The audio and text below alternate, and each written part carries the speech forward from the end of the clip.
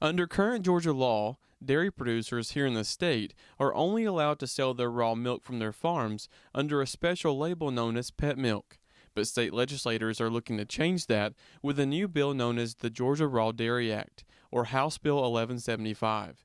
A measure Representative Pirkle, a sponsor of the bill, says is a necessary step to keep Georgians that may be consuming raw milk safe. The concern I have is not with pet milk, if you're feeding it to a pet, but if this is used to circumvent the process of testing milk to make sure it's safe for our food supply, the things that we feed people with, that is my concern. The concern is that if people are in fact consuming pet milk that isn't tested, it becomes a food safety issue as they could potentially be exposed to something that could make them sick. We don't know what the somatic cell count is. We have no idea what the fecal matter, bacteria, staph. We have no idea what is in that milk. If the cow that is milked still has residue from an antibiotic shot, we certainly don't want to introduce antibiotics into our food supply. But it's never tested right now. So all this bill does is puts the same requirements on raw milk that we have for our regular grade A pasteurized process, except it's not pasteurized. Kenneth Murphy, a dairy farmer in Meriwether County and vocal supporter of the bill, says that this is something that is needed and is an issue that was brought to light during the pandemic when grocery stores were out of milk. In the beginning of the pandemic, people was in panic and couldn't get milk on the shelves, which it was a problem.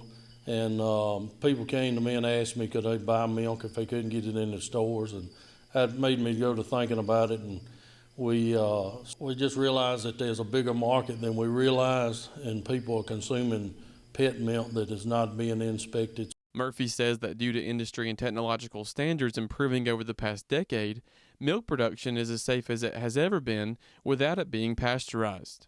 Several years ago, the dairy industry changed their standards, and we now producing almost a pure quality standpoint from milk from a lab standpoint.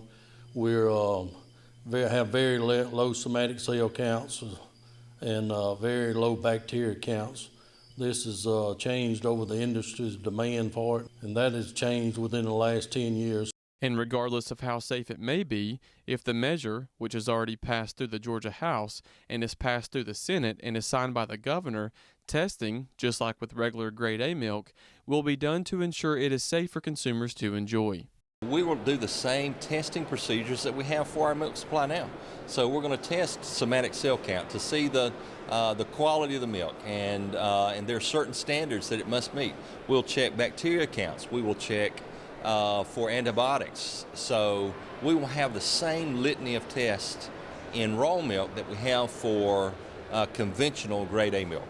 Reporting in Atlanta for the Farm Monitor, I'm John Holcomb.